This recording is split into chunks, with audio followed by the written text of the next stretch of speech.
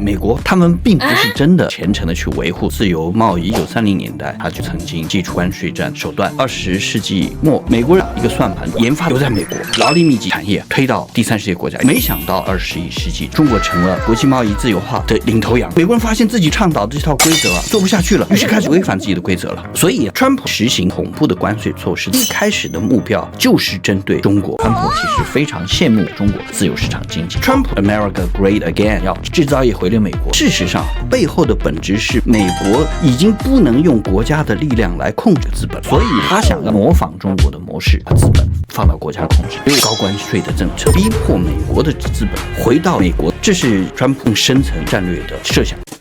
Ladies and gentlemen, welcome the host.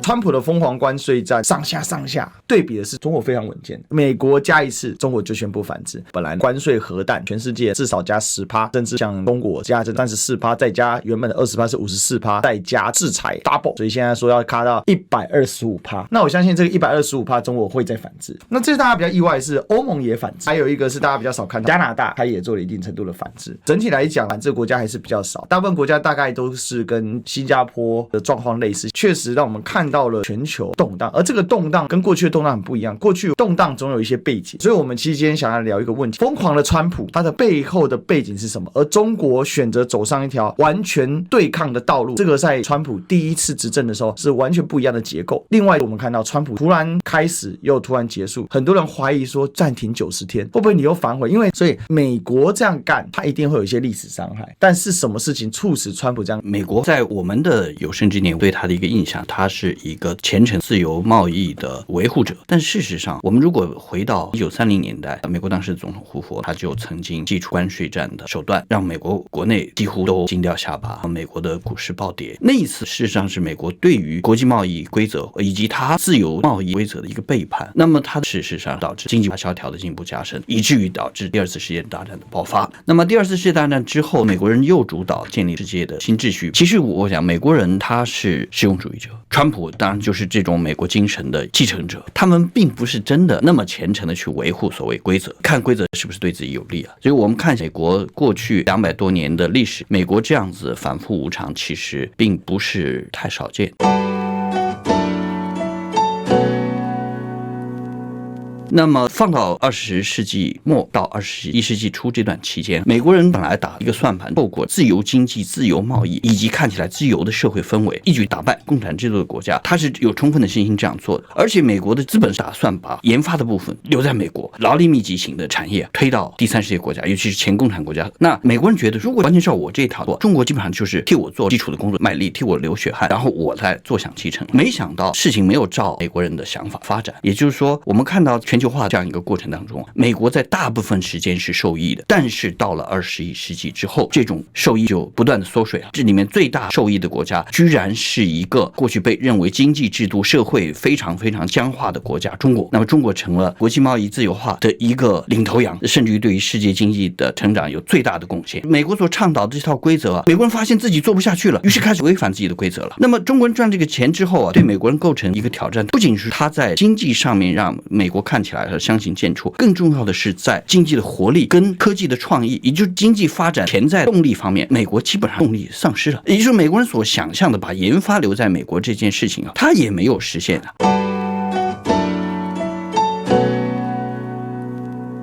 那么到了21世纪之后，这个趋势就越来越明显。这个时候，美国在整个的国际政治经济的这个格局当中他又开始想要透过同时采取两方面的都是去消除他的竞争对手。第一个竞争对手，传统的竞争对手，像是苏联、德国、日本，透过取消自由化贸易来限制这些国家的发展。第二个呢是新兴的竞争对手中国。对中国的打压一开始还不好意思，因为中国所实行的一切价值都是美国倡导的，美国打压他其实上就反对自己的价值。后来他也就把遮羞布拿掉了。这个事情逐渐明朗化之后，美国人明显的看到自己的敌人是谁，自己的挑战在哪里。美国人觉得比较次要的敌人欧洲，那么第二个就是中国的挑战，它是首要的敌人，那要比欧盟大得多了。所以面对这两个主要的敌人，就要有效的应对办法。之前拜登还有拜登之前的这些人，首先解决掉我的次要敌人，后再去面对我的主要敌人，所以都是从地缘政治角度进一步的挤压俄罗斯，同时借由挤压俄罗斯把欧洲扯进来，这样去消耗欧洲。那么对于川普他背后决策层来说，俄罗斯已经不构成真正的挑战，相反他很可能会变成一个潜在的盟友。这个潜在的盟友呢，既可以用来牵制欧洲，也可以用来牵制中国。所以川普上台之后，他就做了一大串对于俄罗斯友善的举动。当然俄罗斯是一朝被蛇咬，10年怕草绳，所以俄国在跟美国的合作当中，他永远不可能回到叶尔钦时代那种完全信任的状态里。所以美国人想要破解俄国跟中国目前之间这种合作的关系，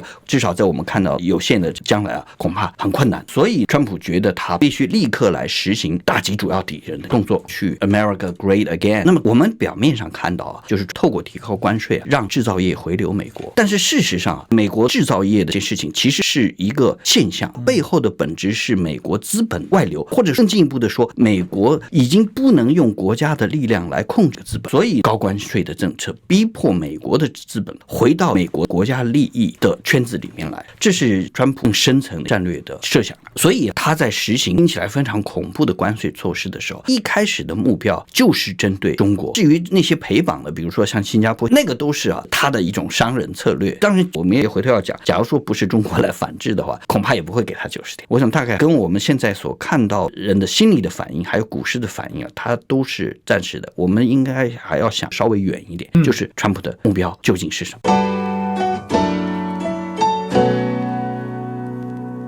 大家都忽略，其实那个对等关税的10%是这整件事里面历史事件的文言。因为 WTO 之后，全世界的平均税率大概就在3到5%之间，高一点的国家不超过8%吧。因为这个是一个美国一手所主导自由贸易的时代，或者说我们说全球化的终极样态。本来这个快要完成了，因为已经有很完整的裁判机制，全世界也在 WTO 体制之下呢，更加推进区域整合，然后大区域整合跟大区域整合之间，大区域再去做另外一种整。可是当川普出现的时候，很多人的措手不及，像什么东西压迫着美国急迫到马上，大家说是美债，那你觉得是美债吗？我想美债是他面临的非常迫切的现实的问题。美国的这些债务缘由是美国现在没有人在花自己的钱，所有的钱都是国家借来的，这个当然是非常大的危机。普通人感受不是很强烈，但是我想决策层对这件事情的感受非常的强烈。那它的强烈必须呈现在这次川普所做的这个动作里。刚才你提到的美国鸡蛋的事情，我在美国念书1980年代，当时其实经常可以买到免费的鸡蛋，跟现在的差别非常大。而那个时候美国制造业还没有进入衰退，也没像外面做那么大投资，而且美国人当时面临日本人挑战，那是一个开端，但这个开端后来就很迅速的扩展。这种情形下，美国人当时做了一个很难后退的决策，让美国资本外移。这件事情累积到今天，川普感觉到他如果不再做一个紧急的决断性的动作，美国就彻底完蛋，最后关头。川普只是刚好在这个位置上。希望就现在这个状况，那我们大概可以来推敲接下来疯狂的美国对比坚决的中国，这是一个很有意思的。那从这个角度来切入，中国为什么这次选择全面对抗到底，而且看起来是早就已经制定好策略。我们假如回归1930年代美国的高官那种情形，当时第一个没有出现真正全面的全球化，第二个美国没有真正遇到挑战者，所以我们看到第二次世界大战爆发之后，你可以确定德意日会输了。但是今天最大的一个变化就是发生在20世纪末期以后的全球化是非常深度的，而这个深度呢，是中国把握了这次全球化的机会，成了它最大的受益者。作为全球化的受益者，中国基本上现在它制造能力毫无疑问是全球第一，如果不是用 GDP 来算的这种经济规模，也是世界第一。那它的制造业使得它现在能够做的东西，别人非买它的不可，它有了这方面准备，而这个基础我想是它远远超过目前美国的一个状态。所以我们如果从一个大的战略的角度来看，中国是处在战略主动的位置，而美国的这一次看起来激烈的动作，其实它是气急败坏了，它背后并没有那么大的底气。美国，我们先假设一种情形，就是说中国现在它的工业的产能是世界30%，那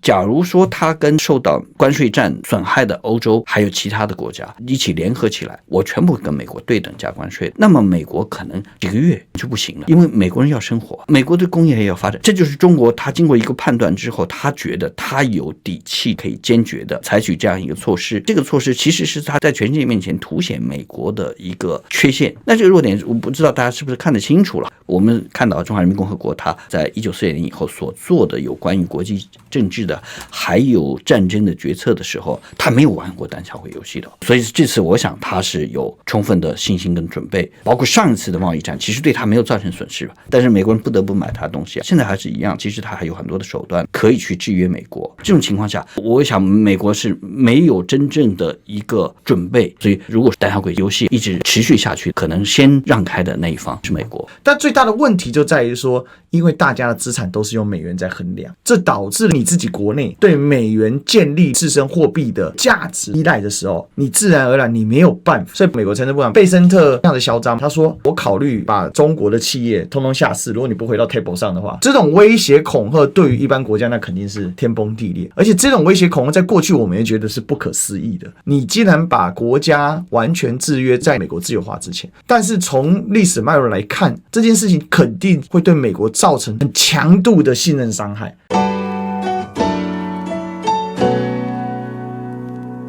当然还是有很多的精英，因为他受美国文化霸权的影响，他脑袋里面他就是唯美论。现在我们的政府所实施的所谓脱中入北还有北方民主联盟这样的一个说法啊，那其实这个就是原本赖清德总统所说的非鸿供应链。说真的，做不做得到这是一件事，那关键在于说是一个很核心的一个问题，是全世界失去不了中国，还是全世界失去不了美国？全世界为什么不能失去中国？刚才需要提到一个关键数字，30几%的工业总产值，而且还在提高，而且重点是关键零部件，这30几%已经构成量值重要性，它是三者兼备的一个状况。所以这个其实是我们在看这件事情的时候理解这件事。两点想要讲，第一点，我们过去看待中国跟美国的关系主要是意识形态的角度去看，觉得美国代表的是自由市场、自由经济还有自由的社会，那么中国所代表的是没有活力的计划经济、禁锢的社会等等。但是我们在过去30多年的发展，我们发现中国大陆它事实上是有国家控制的一种自由市场经济，美国看起来是发现自己所秉持的自由市场事实上对美国造成了伤害。我想川普他其实非常羡慕过去30年的中国，他想要做的事情是模仿中国的模式，他要把资本